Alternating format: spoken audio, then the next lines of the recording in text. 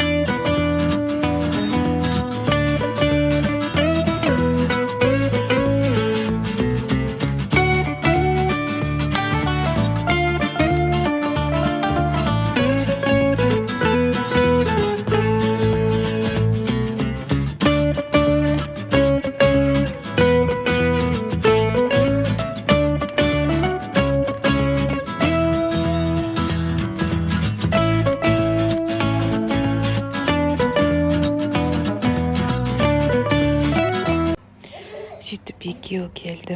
Бізде қамыр жасайықшы деп, сонымен екеуі отыр енді.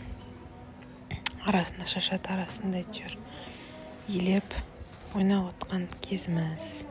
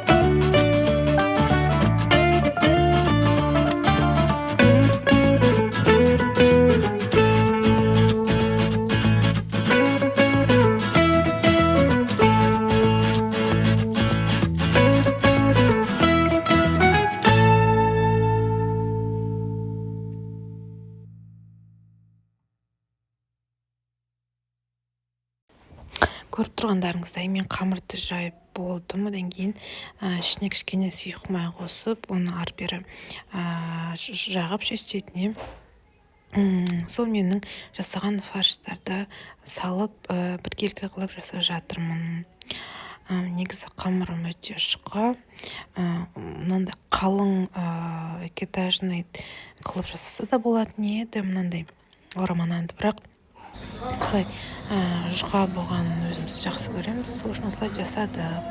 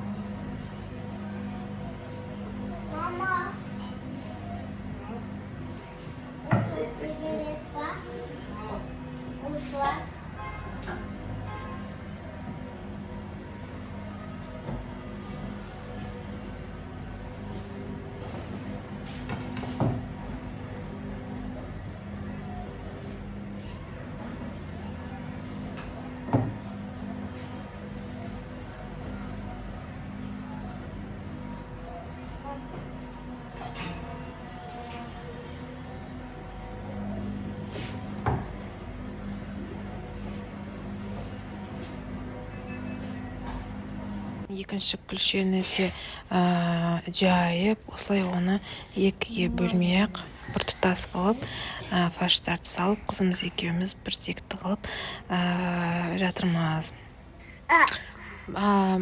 Бірінші партиямыз уже пісті, почти. Мынау бізде екінші партия ретінде саламыз.